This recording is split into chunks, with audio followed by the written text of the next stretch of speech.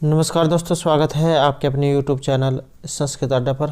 दोस्तों, आज की जो वीडियो इसमें हम करेंगे आचार्य विश्वनाथ का जीवन परिचय और उनकी जो रचनाएं हैं उनसे संबंधित जितने भी जो महत्वपूर्ण जानकारी बनती है वो सभी हम इस वीडियो में करेंगे, क्योंकि जो आचार्य विश्वनाथ हैं इनके जो रचनाएं हैं और जीवन, इसके बारे में बहुत बार एग्जाम में क्वेश्चन देखने को मिला है। तो आज की वीडियो में हम इनका जो जीवन परिचय और इनकी रचनाओं के बारे में देखेंगे। और अगर आपने हमारी जो पहले वाली वीडियो नहीं देखी है तो इसे आप आई बटन पे क्लिक करके देख सकते हैं, या फिर हमारे चैनल की जो प्लेलिस्ट है वहाँ पर जाकर अभी तक की जितनी भी वीडियो सभी को आप देख सकते हैं। तो एग्ज़ाम की दृष्टि से यहाँ पर ये सभी महत्वपूर्ण रहेंगे। और वीडियो शुरू करने से पहले अगर आपने अभी तक हमारे चैनल को सब्सक्राइब नहीं किया तो सब्सक्राइब कर लो, और साथ में जो घंटे वाले कोन है इसे जोड़ दबाएं, जिससे आपको हमारे आने वाली जो वीडियो उसकी नोटिफिकेशन मिलती रहेगी। और दोस्तों, वीडियो को लाइक, कमेंट और शेयर जरूर कीजिएगा और हमारे साथ अंत तक बने रहिएगा। और आप हमारा जो दूसरा चैनल है रीडिंग लवर्स के नाम से, इसे सब्सक्राइब जरूर कीजिए, क्योंकि वहाँ पर हम जब वैकेंसी से संबंधित जो भी महत्वपूर्ण न्यूज अपडेट जो होती है या फिर जीके आप कह सकते हैं, वो हम उस चैनल पर डालते रहते हैं। और जिसका भी यूपी में जीआईसी का एग्ज़ाम है, इसके एडमिट कार्ड आ चुके हैं और इसके द्वारा जो हमारे द्वारा पहले वीडियो बना दी गई है। और इस चैनल का लिंक आपको इस वीडियो के डिस्क्रिप्शन में मिल जाएगा, तो वहाँ पर जाकर आप अपना जो एडमिट कार्ड कैसे डाउनलोड कर सकते हैं ये देख सकते हैं।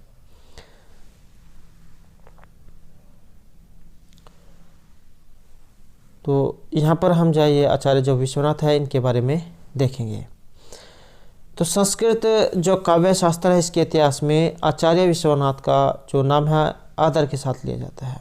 और विश्वनाथ के जीवन समय रचनाओं के बारे में विवरण इस प्रकार से यहाँ पर दिया गया है। तो आचार्य जो विश्वनाथ है इन्होंने अपने विषय में बहुत ही कम लिखा है। और आचार्य विश्वनाथ एक प्रसिद्ध विद्वान ब्राह्मण परिवार से संबंधित रखते थे। इनके वृद्ध पर पितामह का नाम नारायण था। वे बहुत बड़े विद्वान थे। उन्होंने अलंकार शास्त्र पर एक ग्रंथ भी लिखा था। और इनके पिता चंद्रशेखर भी कवि और विद्वान थे। इन श्लोकों को विश्वनाथ ने साहित्य दर्पण में उद्धृत किया है। दोस्तों, एग्ज़ाम जो है उसमें माता पिता या फिर कहाँ के रहने वाले थे या जाति वगैरह जो है जैसे ब्राह्मण है, तो ये जरूर पूछे जाते हैं, तो इनको आपने जरूर याद रखना है। और इनके श्लोकों को विश्वनाथ, ये जो श्लोक जो है इनको विश्वनाथ ने साहित्य दर्पण में दिखाया है। और आचार्य जो विश्वनाथ है इनके द्वारा रचित है साहित्य दर्पण, जो 10 परिच्छेदों में है। और विश्वनाथ ने अपनी काव्य प्रकाश की टीका में कुछ संस्कृत शब्दों के उड़िया पर्यायवाची शब्द देकर उनकी व्याख्या की है। इससे प्रतीत होता है कि वे उड़ीसा के निवासी थे। विश्वनाथ एवं उसके पिता संभवतः कलिंग देश के राजा के महत्वपूर्ण अधिकारी थे। दोनों को संधि विग्रहिक महापात्र की पदवी से विभूषित किया गया था। और साहित्य दर्पण के पदों से हमें यह विदित होता है कि विश्वनाथ वैष्णव मत के अनुयायी थे। विश्वनाथ काल के निर्धारण में अधिक कठिनाई उपस्थित नहीं होती है। सौभाग्यवंश कई तथ्य उपलब्ध होते हैं जिनके आधार पर हम उनका काल निर्धारण कर सकते हैं। तो जैसे यहाँ पर नंबर 1 जो है इसमें बताया गया है कि जयदेव के गीत गोविंद, आचार्य जो जयदेव है इनके द्वारा रचित है गीत गोविंद। इससे विश्वनाथ ने एक श्लोक लिया है। और जयदेव का समय 12वीं शताब्दी का पूर्वार्ध है। तो इससे यह स्पष्ट होता है कि विश्वनाथ जयदेव के बाद हुए हैं, क्योंकि इनके ग्रंथ में इनका नाम है। तो जो इससे यही पता लगेगा कि ये इसके बाद का है। उसके बाद है नंबर 2, आचार्य जो विश्वनाथ है इन्होंने श्रीहर्ष रचित नैषधीय से भी एक श्लोक लिया है। तो ये जो श्रीहर्ष जो है इनके द्वारा रचित है नैषधीय, जो 22 सर्गों में है। राजा नल और जो दमयंती है उनकी प्रेम कथा इसमें दिखाई गई है। तो वहाँ से भी एक श्लोक लिया गया है। और इससे भी हमें ज्ञात होता है कि श्री हर्ष विश्वनाथ से पहले हुए होंगे, पहले हुए तभी तो इनके बारे में बताया है। श्रीहर्ष का जो समय ये 1167 से 1174 ईस्वी माना गया है। उसके बाद है नंबर 3 में विश्वनाथ ने जयदेव के अनरग राघव से भी एक श्लोक लिया है। तो ये जो जयदेव है इनके द्वारा रचित है अनरग राघव, और जयदेव का समय 1200 से 1250 माना गया है। तो विश्वनाथ का समय इनके बाद का होना चाहिए। तो ये जो यहाँ पर कवि और जो इनके द्वारा रचित ग्रंथ है ये आपने जरूर याद रखना है। जैसे जयदेव इनके द्वारा रचित है गीत गोविंद, श्रीहर्ष का नैषधीय, और ये जो यहाँ पर जयदेव है इनका अनरग राघव भी है। तो ये भी आपने इनके साथ साथ याद रखना है। उसके बाद जो है नंबर 4 आचार्य जो विश्वनाथ है इनके अनेक स्थलों पर रुयक के अलंकार सरवस्व से अक्षरशः उदाहरण लिए गए हैं। तो ये जो रुयक आचार्य है इनके द्वारा रचित अलंकार सरवस्व, यहाँ से भी जा कुछ उदाहरण लिए गए हैं एवं कई स्थलों पर उनकी आलोचना भी की गई है। रुयक जो है इनका समय माना गया है 12वीं शताब्दी का मध्य भाग, इसलिए विश्वनाथ का जो समय ये 13वीं शताब्दी के मध्य भाग के बाद का होना चाहिए। उसके बाद जो है नंबर 5 में काव्य प्रकाश की जो दीपिका टीका है इसके रचिता विश्वनाथ के पितामह के अनुज थे। तो काव्य प्रकाश की दीपिका टीका के रचिता विश्वनाथ के पितामह के अनुज थे। तो यह टीका 1250 ईस्वी के लगभग लिखी गई थी। अतः विश्वनाथ का जो समय ये 1300 ईस्वी के पश्चात का माना जा सकता है। उसके बाद जो है नंबर यहाँ पर 6 रहेगा कुमार स्वामी, इनके द्वारा रचित प्रताप रुद्रीय की टीका रत्ना अर्पण। ये जो रत्नार्पण है इसमें विश्वनाथ को उद्धृत किया गया है, और कुमार स्वामी जो है इनका समय माना गया है 14वीं शताब्दी। उसके बाद जो है नंबर 7 काव्य प्रकाश की प्रदीप टीका के लेखक गोविंद ठक्कर, इन्होंने साहित्य दर्पण की विचारधारा का उल्लेख किया है, और उन्होंने नाम का उल्लेख किए बिना ही मम्मटकृत काव्य लक्षण को विश्वनाथ द्वारा खंडित किए जाने का वर्णन करके विश्वनाथ के काव्य लक्षण की आलोचना की है। तो गोविंद ठक्कर जो इनका समय माना गया है 15वीं शताब्दी।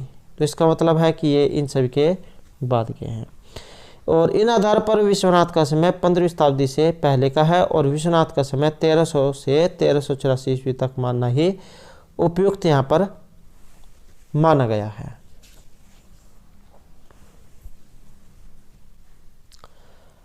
अब जो यहाँ पर इनकी जो रचनाएं हैं इनके बारे में बताया गया है। आचार्य जो विश्वनाथ है इन्होंने अनेक ग्रंथों का सृजन किया था, परंतु इनकी सबसे प्रसिद्ध और लोकप्रिय रचना है साहित्य दर्पण। यह ग्रंथ साहित्य शास्त्र विषय पर लिखा गया है, और इस ग्रंथ के अतिरिक्त विश्वनाथ ने काव्य प्रकाश पर काव्य प्रकाश दर्पण नाम से टीका लिखी थी। और विश्वनाथ का समय इस समय कोई काव्य उपलब्ध नहीं होता है। तो विश्वनाथ द्वारा रचित काव्य शास्त्रीय ग्रंथ यहाँ पर दिखाए गए हैं। जैसे नंबर 1 में है साहित्य दर्पण। विश्वनाथ का सबसे महत्वपूर्ण ग्रंथ यहाँ पर माना गया है साहित्य दर्पण को, और अपने गुणों के कारण इसने प्रतिष्ठा प्रचार और अत्यधिक प्रसिद्धि प्राप्त की है, और 10 इसमें परिच्छेद है, इसके बारे में हम आगे देखेंगे।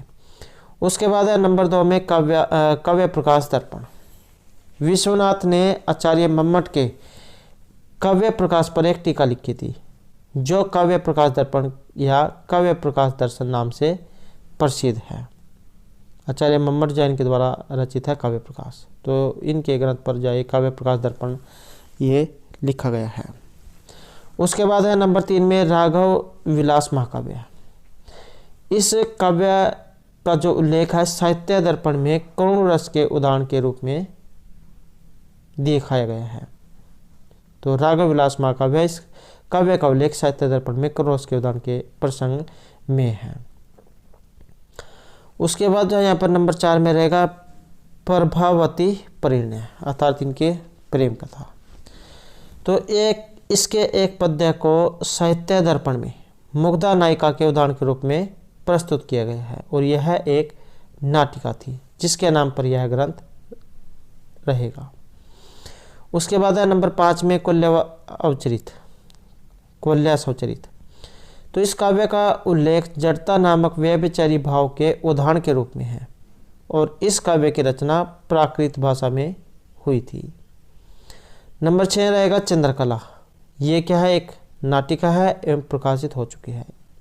इसका एक पद्य साहित्य दर्पण में अलंकारों की विवेचना करते हुए दीप्ति नामक अलंकार के उदाहरण के रूप में प्रस्तुत हुआ है।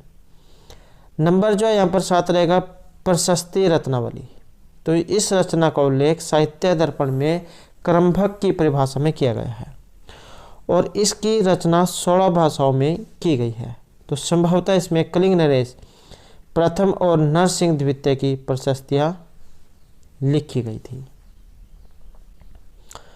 उसके बाद आता है नंबर 8 में विश्वनाथ ने नरसिंह विजय नामक काव्य की रचना की थी और इसका जो उल्लेख है विश्वनाथ के पुत्र अनंत दास ने साहित्य दर्पण की लोचन टीका पर किया है। उसके बाद यहाँ पर इस काव्य में कलिंग नरेश नरसिंह द्वितीय की विजय का गौरव गान किया गया था और यह काव्य साहित्य दर्पण की रचना के अनंतर लिखा गया होगा क्योंकि इसका निर्देश इस ग्रंथ में नहीं है। तो इससे इन रचनाओं के अतिरिक्त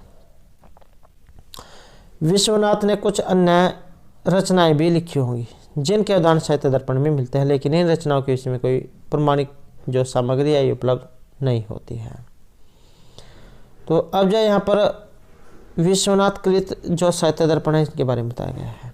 साहित्य दर्पण एक अति विशाल ग्रंथ है और संस्कृत साहित्य में अलंकार शास्त्र की अपनी विशिष्ट परंपरा रही है और अलंकार शास्त्र की उस परंपरा में साहित्य दर्पण का अपना विशेष स्थान है। अलंकार शास्त्र अथवा साहित्य शास्त्र के सभी विषयों का विशद एवं सांगोपांग वर्णन अकेले इस ग्रंथ में हमें देखने को मिलता है। यही कारण है कि साहित्य शास्त्र का अध्ययन करने वाले विद्वानों के लिए महत्व अत्यधिक है। प्राचीन आचार्यों का अनुकरण करते हुए आचार्य विश्वनाथ ने अपने ग्रंथ को कारिका, वृत्ति और उदाहरण इन 3 भागों में बांटा है। कारिकाएं विश्वनाथ की अपनी रचनाएं हैं, यद्यपि विश्वनाथ ने कहीं कहीं पर प्राचीन आचार्यों के शब्दों को इसमें समाविष्ट किया है और वृत्ति विश्वनाथ की अपनी कृति है। उदाहरण अनेक प्रकार के हैं। इसमें अधिकांश उदाहरण प्राचीन काव्यों से लिए गए हैं। कुछ उदाहरण विश्वनाथ ने अपने पिता पितामह के ग्रंथों से लिए हैं एवं कुछ उदाहरण उनके द्वारा रचित हैं और साहित्य दर्पण को 10 जो परिच्छेद इसमें बांटा गया है। इनके विषय में वर्णन अब जो यहाँ पर आगे बताया गया है। तो ये जो यहाँ पर 10 जो परिच्छेद है वेरी वेरी इंपॉर्टेंट है क्योंकि एग्जाम में यह क्वेश्चन बहुत बार देखने को मिला है कि जैसे प्रथम परिच्छेद, द्वितीय या कोई सभी परिच्छेद आप इसमें ले सकते हैं कि उसमें क्या बताया गया है। तो ये आपने जरूर याद रखना है। 10 साहित्य दर्पण 10 परिच्छेदों में है। तो यहाँ पर जो ये प्रथम जो परिच्छेद है, तो यहाँ पर जो ये प्रथम परिच्छेद है इसमें मंगलाचरण के बाद विश्वनाथ ने काव्य के 4 प्रयोजन धर्म, अर्थ, काम और मोक्ष बताए हैं। तो काव्य के 4 प्रयोजन कौन कौन से हैं? धर्म, अर्थ, काम और मोक्ष। इसके बाद आचार्य मम्मट आदि प्राचीन आचार्य द्वारा कहे गए काव्य के लक्षण का खंडन करके विश्वनाथ ने काव्य के लक्षण वाक्यम रसात्मक काव्य का प्रतिपादन किया है। तो ये आपने लक्षण जरूर याद रखने हैं। उसके बाद यहाँ पर जो द्वितीय परिच्छेद है, द्वितीय परिच्छेद में शब्द, अर्थ और शब्द शक्तियों का विवेचन किया गया है। वाक्य, पद, 3 प्रकार के अर्थ, 3 प्रकार की शब्द शक्तियाँ, अभिधा, लक्षणा और व्यंजना, इन सब के स्वरूप और भेदों की व्याख्या की गई है। तात्पर्यवृत्ति और तात्पर्य अर्थ के विषय में भी बताया गया है। तो ये द्वितीय परिच्छेद है। यहाँ पर तृतीय जो परिच्छेद है, तृतीय परिच्छेद में रस भाव तथा तत्संबंध उससे संबंधित अन्य विषयों का विवेचन किया गया है। अनुभाव, सात्विक भाव, व्यभिचारी भाव और स्थायी भाव, इनके स्वरूप और भेदों की विवेचना करके विभिन्न रसों के भेदों को 6 उदाहरण यहाँ पर दिखाया गया है। और अंत में भाव, रसाभास, भावाभास, भावशक्ति, भावोदय, भावसंधि और भावस्वरता, इनका वर्णन किया गया है। उसके बाद आता है यहाँ पर नंबर 4, चतुर्थ परिच्छेद। चतुर्थ परिच्छेद में काव्य के ध्वनि और गुणीभूत व्यंग्य, ये 2 भेद एवं इसके उपभेदों की व्याख्या की गई है। तो चतुर्थ जो परिच्छेद है इसमें काव्य के ध्वनि और गुणीभूत व्यंग्य है, ये 2 भेद और इनके उपभेदों की व्याख्या की गई है। अंत में आचार्य मम्मट के द्वारा उक्त अर्थात कहे गए। काव्य के तीसरे भेद चित्र काव्य में काव्यता का खंडन यहाँ पर किया गया है। तो मम्मट जैन ने 3 प्रकार के माने थे, उत्तम, मध्यम और अधम काव्य। तो ये जो अधम या फिर जो चित्र काव्य है इसका यहाँ पर खंडन किया गया है। उसके बाद है नंबर 5 में पंचम परिच्छेद। पांचवा जो परिच्छेद है इसमें व्यंजनावृत्ति की स्थापना की गई है। तो 5वें परिच्छेद में व्यंजनावृत्ति की स्थापना की गई है एवं विरोधी मतों का खंडन किया गया है। रस के बोध के लिए व्यंजनावृत्ति को अनिवार्य माना गया है और विश्वनाथ ने व्यंजनावृत्ति के विषय में कहा है कि व्यंग्य अर्थ का बोध कराने वाली व्यंजनावृत्ति जब रस की अभिव्यक्ति कराती है तो यह रचना वृत्ति कहलाती है। उसके बाद यहाँ पर जो षष्ठ जो परिच्छेद है, षष्ठ परिच्छेद में रूपकों के 10 भेद और उपरूपकों को कहकर नाटकीय तत्वों की विशद विवेचना की गई है। इसके बाद रूपकों और उपरूपकों के विभिन्न भेदों के स्वरूप के बारे में बताया गया है। अंत में श्रव्य काव्य, इसके विविध भेदों का जैसे पद्य, महाकाव्य, गद्य काव्य, कथा, आख्यायिका, गद्य पद्य काव्य, चंपू आदि के स्वरूपों के बारे में विवेचन किया गया है। नंबर जो 7 है सप्तम परिच्छेद। 7वें परिच्छेद में काव्य के दोषों का वर्णन है। दोष मुख्य रूप से पदगत, पद अंशगत, वाक्यगत, अर्थगत और रसगत होते हैं। अलंकार दोषों का भी विवेचन यहाँ पर किया गया है। दोषों के स्वरूप वर्णन में विश्वनाथ ने आचार्य मम्मट का अनुकरण किया है। उसके बाद है नंबर 8 में अष्टम परिच्छेद। 8वां जो परिच्छेद है इसमें काव्य के 3 गुणों का वर्णन किया गया है और आचार्य विश्वनाथ के अनुसार काव्य में माधुर्य, ओज और प्रसाद, ये 3 गुण होते हैं। प्राचीन आचार्यों के 10 या 20 गुणों का उन्होंने इन तीनों गुणों के अंदर ही समावेश कर दिया है। नंबर जो 9 है इसमें है नवम परिच्छेद। नवम परिच्छेद में रीतियों के बारे में बताया गया है। विश्वनाथ ने रीतियों के स्वरूप और भेदों की विस्तृत व्याख्या करके वैदर्भी, गौड़ी, लाटी और पांचाली, ये 4 प्रकार की रीतियां बताई हैं। तो 9वां जो परिच्छेद है इसका संबंध रीतियों से है, इसमें रीतियों के बारे में बताया गया है। उसके बाद है नंबर 10। नंबर 10वां परिच्छेद, इसमें अलंकारों का वर्णन है। सबसे पहले अलंकार का स्वरूप और काव्य में इसकी उपयोगिता बताकर शब्द अलंकार और अर्थ अलंकार, इनकी विवेचना की गई है। अलंकारों के वर्णन में विश्वनाथ पर रुय्यक का बहुत ज़्यादा प्रभाव देखने को मिला है। तो ये तो जो है यहाँ पर जो साहित्य दर्पण जो है 10 परिच्छेद थे। आगे साहित्य दर्पण की टीकाएँ यहाँ पर बताई गई हैं। तो साहित्य दर्पण की टीकाओं से यह अनुमान लगाया जा सकता है कि यह ग्रंथ बंगाल में बहुत अधिक लोकप्रिय हुआ है। साहित्य दर्पण लोकप्रिय तो बहुत हुआ परंतु इस पर कम ही टीकाएँ लिखी गई है। अब तक इस ग्रंथ पर लिखी हुई 5 टीकाएँ ही मिलती हैं। तो 5 टीकाएँ यहाँ पर कौन कौन सी हैं ये आगे इसमें बताई गई हैं। तो जैसे लोचन टीका, इस टीका के रचिता विश्वनाथ के पुत्र अनंत दास हैं और लोचन टीका संक्षिप्त, विद्वतापूर्ण और प्रसंग के अनुकूल है और यह टीका प्रकाशित हो चुकी है। दूसरी है विवृति टीका। इस टीका के रचिता है रामचरण तरकवागीस और इन्होंने इसकी रचना 1701 में की थी और यह टीका भी प्रकाशित हो चुकी है। यह टीका भी विस्तृत और उपयोगी है। उसके बाद नंबर 3 पर है प्रभा टीका। इसके रचिता है गोपीनाथ और यह टीका अभी तक प्रकाशित नहीं हुई है। नंबर 4 पे है टिप्पण टीका। इस टीका के लेखक है मथुरानाथ शुक्ल और इस टीका का भी प्रकाशन नहीं हुआ है। नंबर 5 में है विजयप्रिय टीका और यह टीका महेश्वर भट्ट के द्वारा रचित है और इसका प्रकाशन हो चुका है। यह टीका विद्वता विस्तृत है। तो ये 5 प्रकार की यहाँ पर ये साहित्य दर्पण जो इसमें टीकाएँ इसके ऊपर लिखी गई हैं। लोचन टीका, विवृति टीका, प्रभा टीका, टिप्पण टीका और विजयप्रिया टीका। तो ये 5 यहाँ पर इसके ऊपर लिखी गई है। आगे जो है यहाँ पर विश्वनाथ के महत्व के बारे में बताया गया है, इनके द्वारा जो रचित है। तो संस्कृत काव्य शास्त्र के इतिहास में विश्वनाथ का विशेष महत्व है और विश्वनाथ के द्वारा रचित साहित्य दर्पण में काव्य शास्त्र के विषयों को बहुत ही सरलता से समझाया गया है। और इस ग्रंथ की मुख्य विशेषता कि इसमें काव्य के सभी तत्वों का विवेचन किया गया है। अपनी सरलता और व्यापकता के कारण ही यह ग्रंथ अत्यधिक लोकप्रिय हुआ है। और इस ग्रंथ में श्रव्य काव्य के साथ ही दृश्य काव्य के विभिन्न विशेषताओं और भेदों का भी वर्णन किया गया है। कुछ जो समालोचक है उनका विचार है कि विश्वनाथ द्वितीय कोटि के आचार्य हैं।